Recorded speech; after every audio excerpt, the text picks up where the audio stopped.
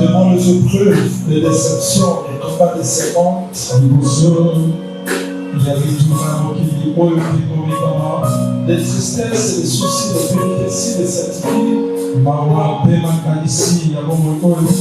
on voudra être plus près de toi. Plus près de toi, c'est la réponse à toutes nos questions. Plus près de toi, c'est le réconfort. Parce que tu nous connais plus que nous. Parle-nous ce soir. Facilite la compréhension. Au nom du Seigneur Jésus-Christ. Nous avons ainsi prié. Amen. Je vous salue dans le nom du Seigneur Jésus-Christ. Je ne vous entends pas. Les choses de Dieu doivent être automatiques. Les choses de Dieu doivent être automatiques. Que le Seigneur soit loué pour ce temps qu'il nous accorde. Qu'il bénisse aussi les bien-aimés qui nous suivent. Aujourd'hui, par la grâce du Seigneur, nous voulons parler d'un message très simple.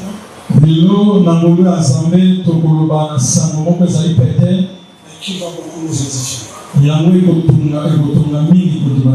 Nous allons aussi prier pour que le Seigneur puisse nous fortifier. Nous prenons directement le texte, Philippiens chapitre 4.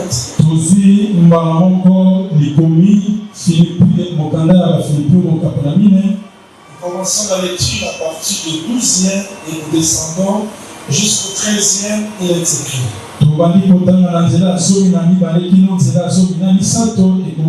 Philippiens chapitre 4, de 12 au 13e verset, il est écrit.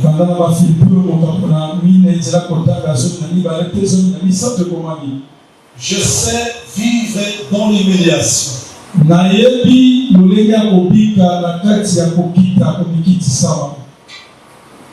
Je sais vivre dans l'humiliation.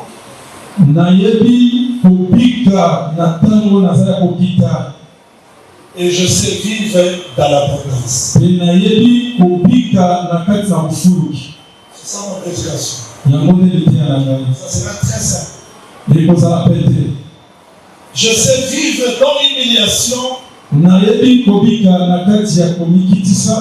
Je sais vivre dans l'abondance.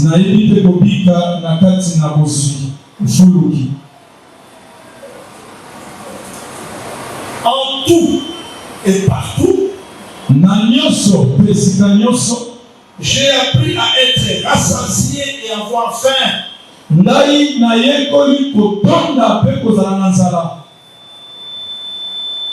À être dans l'abondance et dans la disette.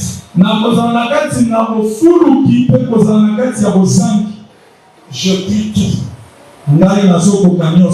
par celui qui me fortifie. Je puis tout par celui qui me fortifie. Genèse chapitre 49.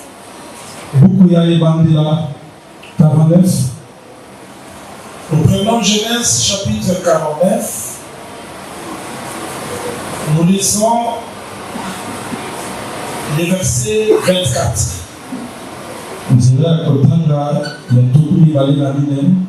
Pour la meilleure compréhension, on commence la lecture au 23e. Il est écrit. Ils l'ont provoqué. Ils ont lassé des traits. Les archers l'ont poursuivi de leur haine.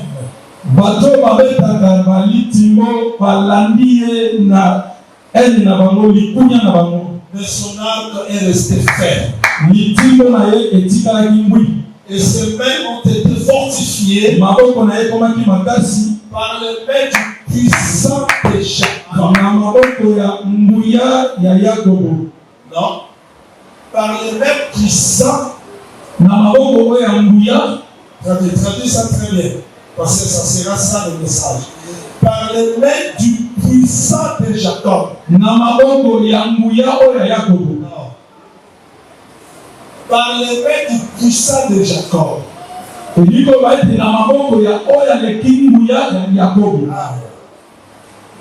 Que le Seigneur ajoute l'explication à la lecture des Écritures. J'ai vraiment envie de vous enseigner. Parce que cette année, je ne vous ai pas enseigné. Mais l'année prochaine, par la grâce du Seigneur, je serai là. Ma prédication est très simple. Et ça va nous pousser à la prière ce soir. Le bien-aimé Paul dit ceci. Ça c'est Paul qui écrit aux Philippiens. Il dit, je sais vivre dans l'humiliation. C'est-à-dire, il y a l'humiliation. Dans l'humiliation, je sais vivre.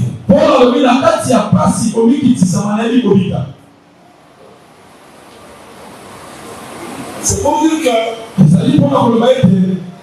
les autres peuvent bien vivre maintenant dans l'humiliation.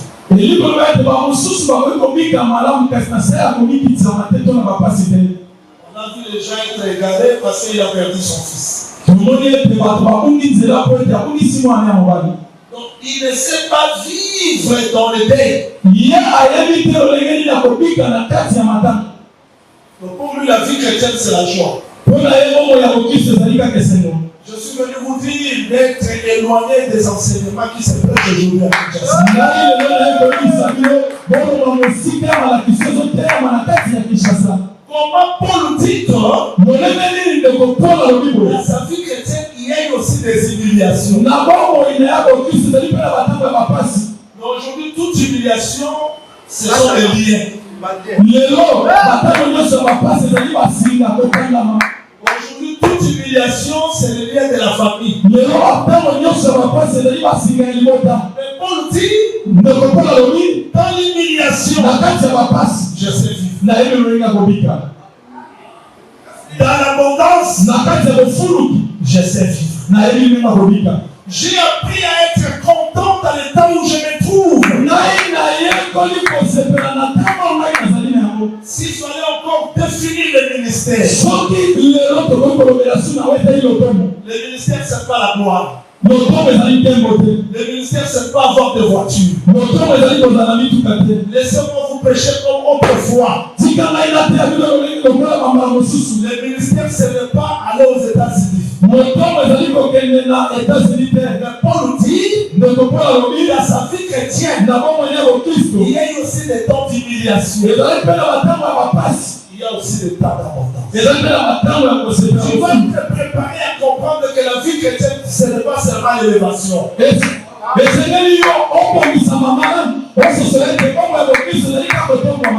Non. Dans la vie chrétienne, il y a aussi l'humiliation. Il y a l'humiliation. Ce n'est pas le problème d'entrer dans l'humiliation, mais de savoir vivre dans l'humiliation. Il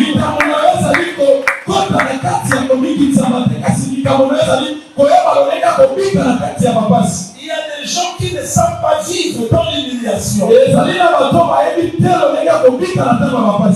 vu les gens être égarés parce qu'il a seulement la voiture. Il a acheté le veste. Il devait obéir. La veste que je porte, non, il ne sait pas vivre dans l'abondance. C'est-à-dire, dans l'abondance, il faut savoir vivre. Dans l'humiliation, il faut savoir vivre. Est-ce que vous m'entendez?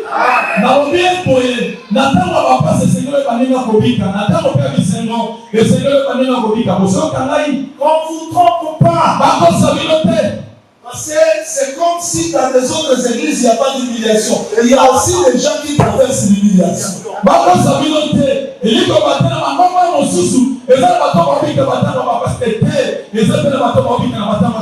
L'humiliation ne signifie pas que c'est la malédiction. Non. Sinon, vous allez abandonner le ministère pour suivre le ministère selon le quinois. Parce que le ministère selon le quinois, il faut avoir une église de 5000 membres, il faut être élevé, il faut faire ceci. Écoutez-moi très bien. Écoutez-moi très bien. La vie chrétienne, il y a l'abondance, il y a l'humiliation. Dans le ministère, il y a le temps d'humiliation, il y a aussi le temps d'abondance. Quand ça arrive, il faut être bien préparé à faire face à ça. Dans Canaan, vous montez seulement des montagnes. Mais c'est pas Canaan. Il y a des foyers de montagnes. Il y a aussi des vallées. Quelle que soit vallée, quelle que soit montagne, je suis toujours dans Canaan. Cet enseignement, c'est pour vous aider à comprendre la vie chrétienne. Parce que la vie chrétienne n'est pas définie selon les quinois. Je vais vous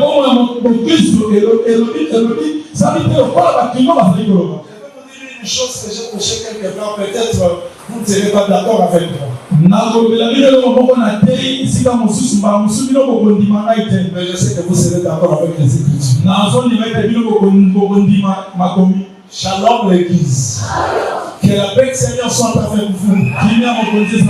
C'est-à-dire, dans la vie chrétienne, Paul, le grand Paul, il dit j'ai appris, c'est-à-dire, à avoir la famille, à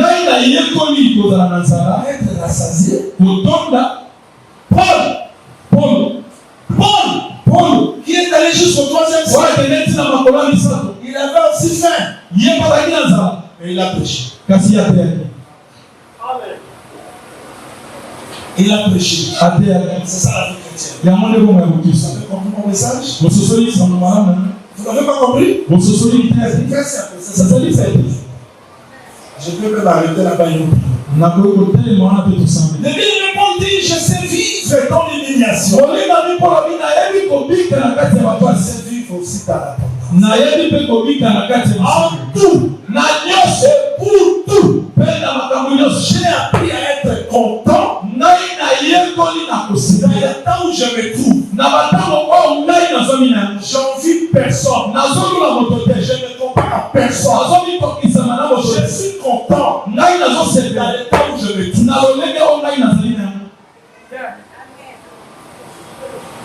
Mais comment est-ce que Paul a souffert? C'est ça la vie chrétienne. Tu ne peux pas marcher avec Dieu si tu ne comprends pas la vie chrétienne. La vie chrétienne ne signifie pas être dans la joie chaque jour. Non. Tu sais que tu es faible. Si parce qu'il ne pouvait pas dire mon juste vivant par la foi. Il n'a pas dit mon juste vivant par les raisonnements. Mais la foi selon Dieu, ce n'est pas les calculs. Marcher avec Dieu. Penser que Dieu va t'expliquer tout le mouvement, tu n'iras pas loin avec lui. Dieu ne te dira jamais quitte ton pays. Tu arriveras à l'Italie. Ça sera Pascal. Après Pascal, tu vas ta route, mon gars. Tu arriveras dans la République. Ça, ce n'est pas Dieu. Voilà pourquoi moi je veux pas que tous les jours ça soit prophétie. Non.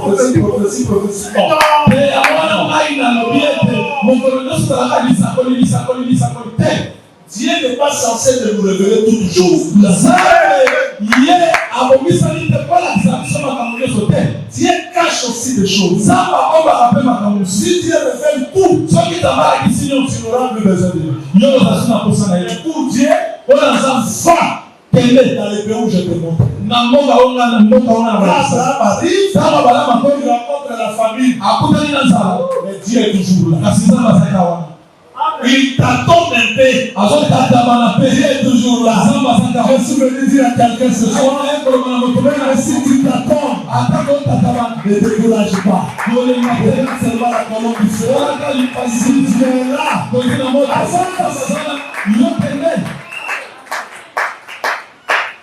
vous savez ce que je dis que vous n'avez pas dit amen?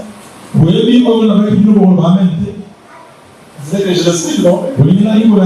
La foi, c'est une ferme assurance. Des choses qu'on espère. Une démonstration de celles qu'on voit. C'est par la foi. Ils ont vaincu des royaumes.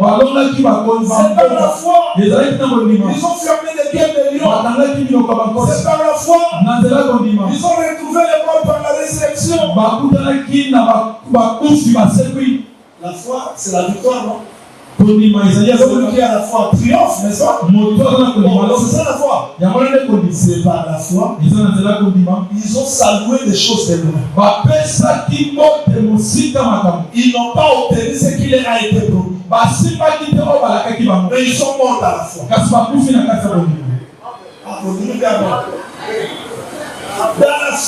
Dans la foi, les saints ont été torturés, sciés, Mais c'était toujours la foi. La foi, ce n'est pas seulement vaincre le lion, mais la foi, c'est aussi être mangé par le lion sans changer la vie.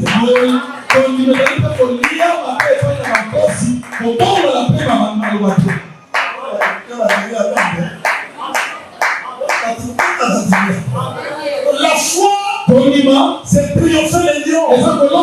Mais la foi, c'est être jeté aussi dans des fausses audiences. Et rester ferme devant les lions, sans renier sa foi. C'est ça, c'est la foi. Il y a la foi. Quand tu pries, dans le sang, Dieu te donne le mariage. Mais la foi aussi, quand tu pries, Dieu ne te donne pas le mariage. Tu ne te masturbes pas. Tu ne joues pas à la pornographie. Tu restes ferme, c'est ton foi. La foi, quand tu pries, Dieu te donne l'argent. Oui, merci Seigneur. La foi, c'est aussi quand les choses bloquent. Tu ne pêches pas par ta bouche. Je suis mon éternel vivant. Il se lèvera le dernier. Même si je vois rien, c'est aussi la foi.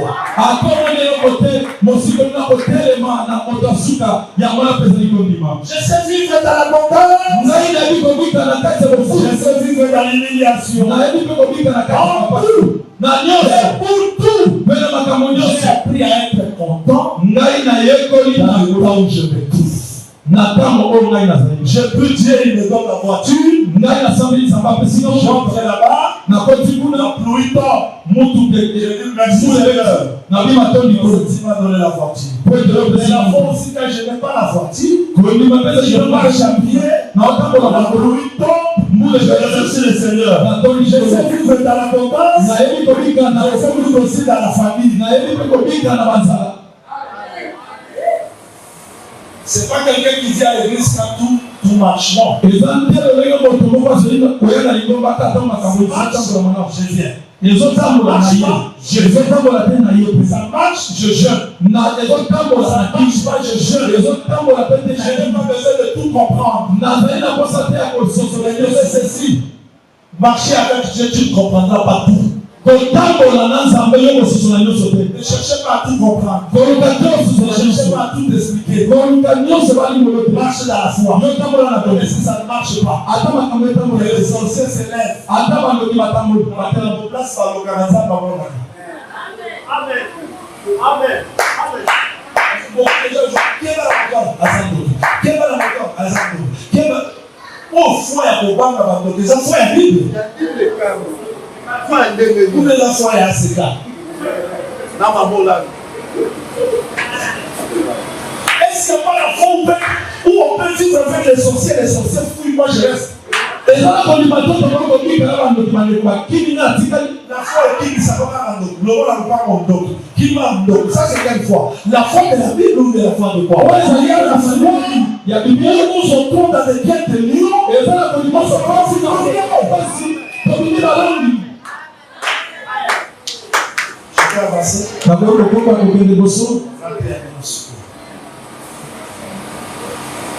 pour marcher avec Dieu, il faut comprendre son langage. La vie chrétienne est très complexe. Si on veut marcher comme on veut, non. On ne marche pas comme ça avec Dieu. Marcher avec Dieu, il faut comprendre qu'est-ce que Dieu veut. Et le langage de Dieu est différent de celui des hommes. Il dit à Abraham, va offrir ton fils. Ton unique. Offre-le-moi. Voilà ce qu'Abraham enseigne à ses serviteurs. Restez ici. Moi et l'enfant, nous allons sur la montagne adorer. Nous allons revenir. Dieu parle, va sacrifier. Dieu dit, va sacrifier. Dieu comprend, va adorer. Vous voyez comment marcher avec Dieu?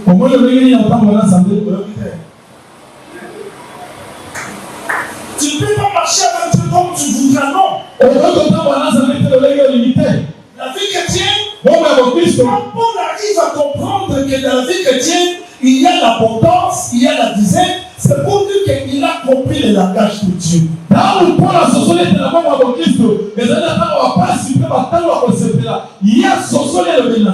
Il y a des gens qui supportent difficilement les temps de souffrance. Ils peuvent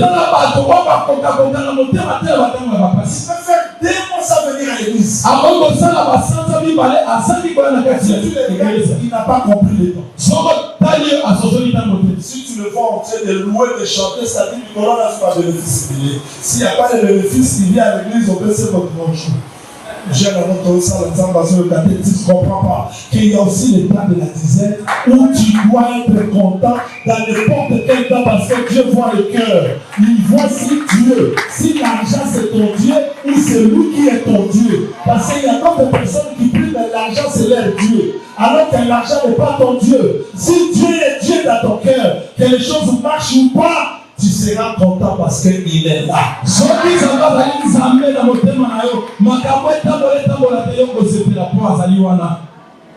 tout le monde comprend bien ce message. Je comprends bien ce message.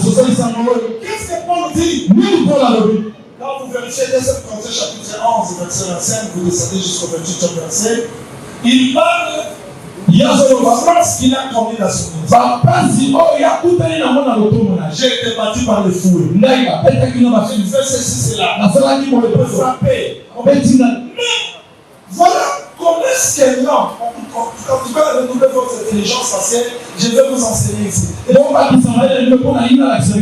Est-ce qu'un homme naturel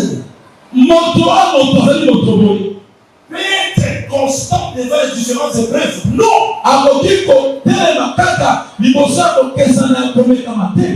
Non! L'homme aime la joie. L'homme ne supporte pas la souffrance. Paul dit, je sais vivre dans l'abondance. Je sais vivre dans l'humiliation. Tout et pour tout, j'ai appris à être content. J'ai appris tout. Regardez. Tout. Par celui qui me fortifie. Si Paul, dans la souffrance, il résiste. Dans la famille, il résiste. Dans les difficultés, il résiste. Ce n'est pas nous. Mais il y a quelqu'un qui le fortifie. Ça veut dire que quelle que soit ton intelligence, donc j'avais fait une expérience. Pour prêcher devant des milliers de personnes, je le fais facilement. Je ne peux pas méditer. Si on me dit prêche, je prêche. Mais un jour, je devais défendre un sujet devant 10 personnes seulement. Je ne savais pas comment. Mais moi, je suis prédicateur. J'ai dit au pasteur Jean-Marc, que ce n'est pas moi qui prêche. C'est la grâce. C'est la grâce qui convainc. Est-ce que tu me suis bien? Tu me suis bien? Je puis tout par celui qui m'a fortifié. Au-delà des gens où il dit, il y a quelqu'un qui fortifie Jean-Marc. Au-delà de toi, il faudrait qu'il y ait quelqu'un qui te fortifie. La vie chrétienne, ce n'est pas la mécanique. Je n'ai pas besoin de me réveiller, il faut que je mette l'alarme. J'ai quelqu'un qui me fortifie, même dans le sommeil, il me réveille. Réveille-toi, je me réveille comme ça, 4 heures juste. Parce qu'il y a quelqu'un qui me fortifie. Je suis venu vous dire, cessez de vous combattre seul. Cessez de chercher seul. Il y a quelqu'un ce soir qui peut vous fortifier.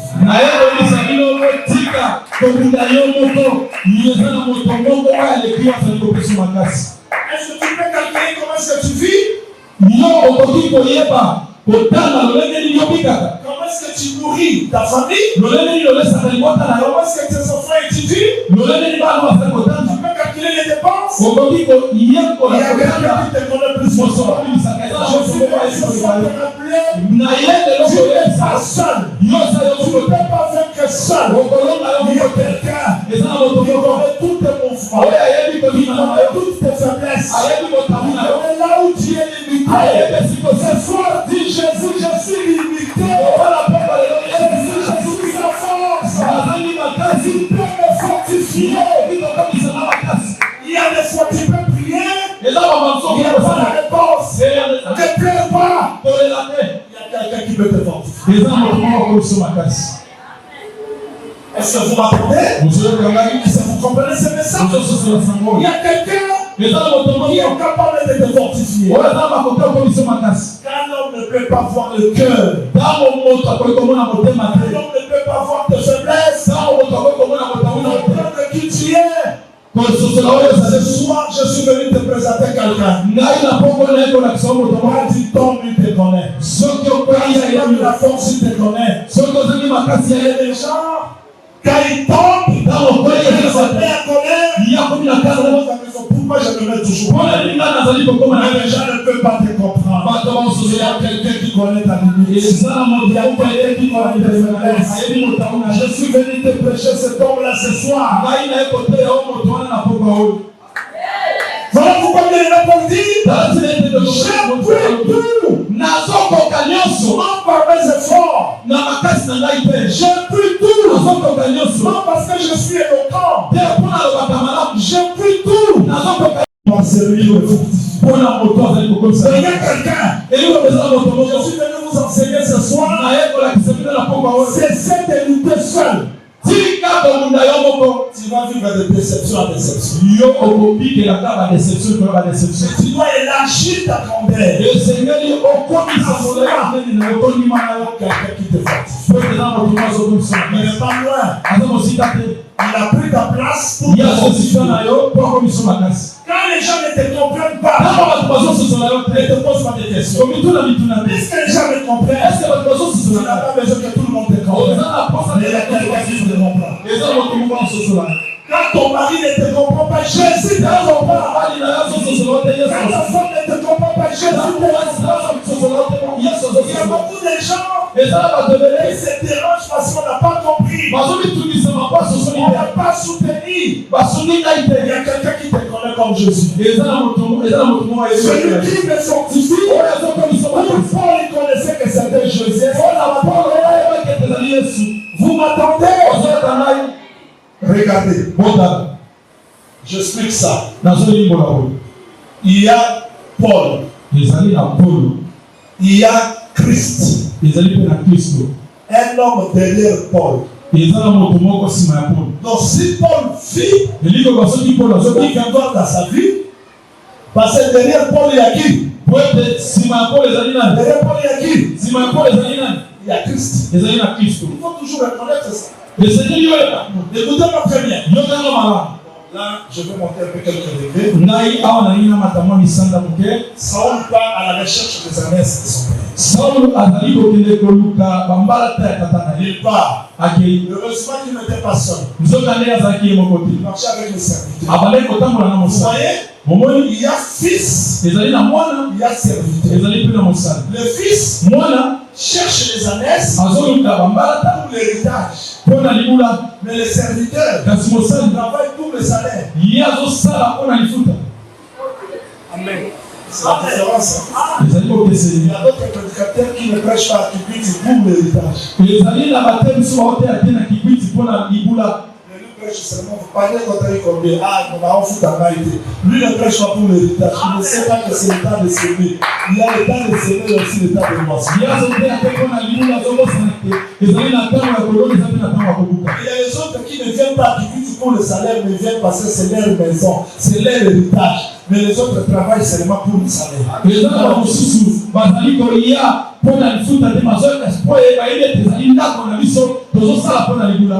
des gens Ils ne se posent pas de questions. Ils sont venus combien à l'église? Ils ne se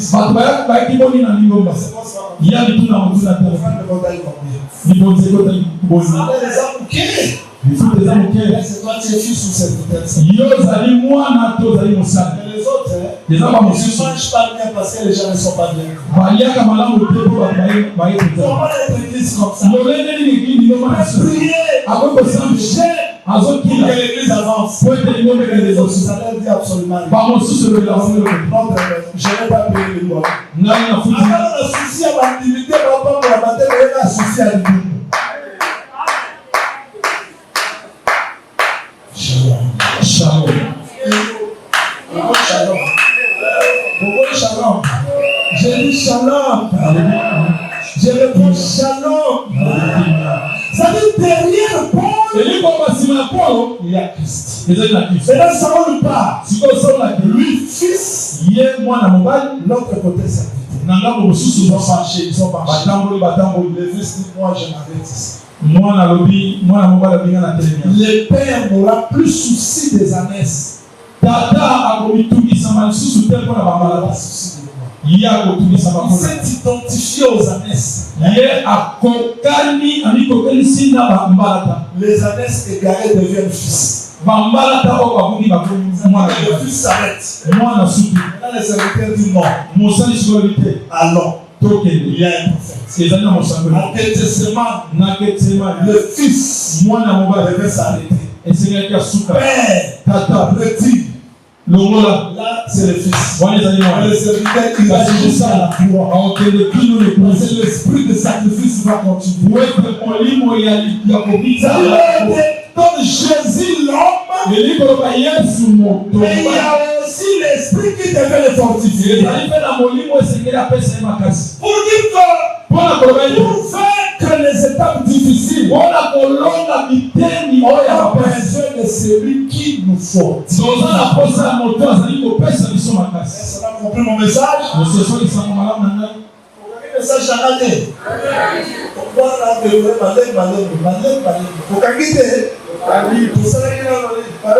de taxi, si vous je voudrais dire ceci à mes mots. Quand Christ ressuscite, il y avait la faiblesse de la chair, mais il est ressuscité comme par l'esprit. Ça veut dire que la chair de Paul peut s'affaiblir. Mais derrière Paul, il y a un Christ qui est fortifie. Quand il sa faible ne te condamne pas, c'est la chair. Il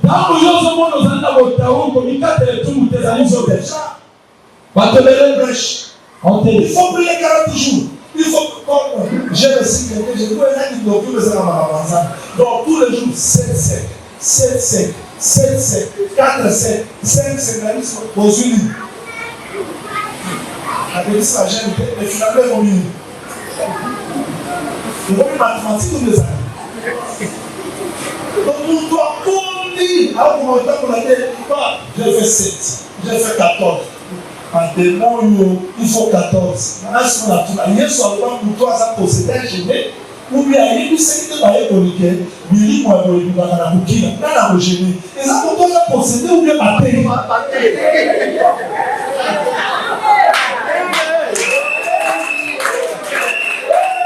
Je sais pas. Quelqu'un qui est prisonnier, il ne peut pas sortir. Il faut que l'homme plus fort choisisse pour l'aider. Il y a quelqu'un qui est possédé. Un enfant de 5 ans, on a dit 16 à la 7 jours, il y a gêne. Quoi ça la ligne? Parce que nous les sorciers, il va le plus pousser les personnes. Il faut t'assurer. C'est toi qui dois le donner. C'est toi qui dois prier. Je vous par celui qui Cet enseignement, c'est pour que les gens se fassent Tu ne prêches pas bien parce que tu es ninjo. Tu prêches bien pour celui qui te fortifie. Tu n'auras pas de fleurs. Tu n'auras pas la haine. Si tu prêches bien, je me rappelle que c'est la plaisir de grâce qui m'est déversée. Je ne veux pas les combattre quelqu'un qui est la grâce et combattre quelqu'un qui est fortifié.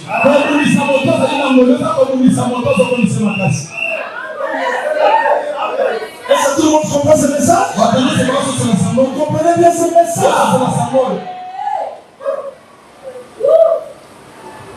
Jacob regarde Joseph. Il dit viens. Il dit toi Joseph, on t'a poursuivi, on t'a chassé, on a lassé des traits enflammés. Moi j'aime ça. Les archers t'ont poursuivi. Ils ont lassé des traits. J'ai vérifié dans la Bible. Où est-ce que les archers ont poursuivi Joseph? J'ai vu ses frères. C'est comploté contre lui. J'ai vu ses frères fabriquer les choses contre lui. Si tu as la grâce, accepte les égides. Accepte les critiques. Accepte les attaques. On ne va pas n'importe qui. On comprend que tu n'es pas seul. Tu seras fort. Celui qui te fortifie. Cherche de te défendre. Laisse de te défendre. Ne réponds pas toutes les accusations. Ne réponds pas toutes les accusations. Ne réponds pas à tous les combats. Il y a quelqu'un qui te fortifie. C'est quoi ce message? Abraham, tu m'aurais renvoyé les mains. Changer mon salaire. Le Dieu de mon père me soutenait. Quand je subissais l'injustice, le Dieu de mon père me soutenait. Jacob pouvait dire, si je suis sorti victorieux, grâce au Dieu d'Abraham, Dieu de Jacob. Et là-bas a dit, s'oppose à la Nzambe Abraham, il y a Isaac qui oui, Satan a ça dans ma bête. Quand ça a monté, moi, ça s'y va. À se fortifier. Comment la colonne n'a été? Comment la poursuite n'a été? Comment la grimace a osé la terre? On a dit que la mouton, la mouton qui va pouvoir, on a dit que Satan n'a pas pu s'en salater. Moi, je vais la seconde, ça a pu pouvoir faire la battre la main. Qui me l'a formé là, qui me l'a. Les hommes qui étaient dans la vie, hé, comment est-ce que c'est la terre? Yesu, dans le terre, aux autres pas ma peau éviter, aux autres nani sinayo. On a pas vraiment la nani sinayo, aux autres pas casse pour gérer militaire, aux autres pas casse pour la moto pour pas fortifier. Est-ce que tu vois ce message? Tu vois ce message? Quand mon kilo me va désobéissant, enfin, Internet je peux aussi dire qu'il y a un point de casse. La terre en français pour la maternité. Dans un RTV, dans un accumulé dans la maternité. Alors, je vous ai dit ceci. Pour la Bambola. Et pour le bien, nous.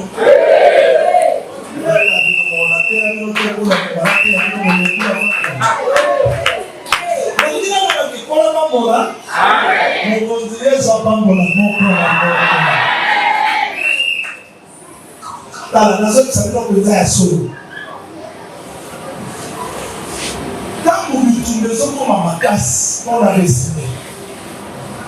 Moka mobimba mafuta bila ramani. Donc à Tishikoyebi dans le Balan, dans le Serasa na Israël, amana na salati. Dans le Serasa na tron, amana na mosa. Je suis là la version enseignée.